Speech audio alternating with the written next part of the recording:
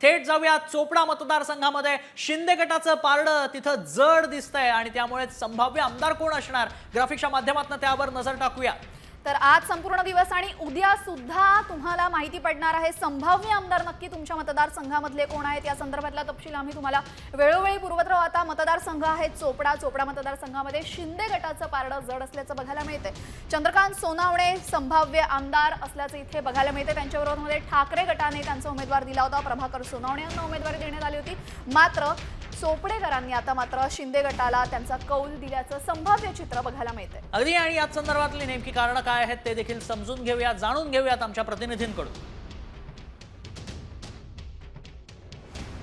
हा जो चोपडा विधानसभा मतदारसंघ हा अनुसूचित जमातीसाठी राखीव आहे। या मतदारसंघात महाविकास आघाडी विरुद्ध महायुती यांच्यात चुरशीची लढत असल्याचे दिसून येत आहे।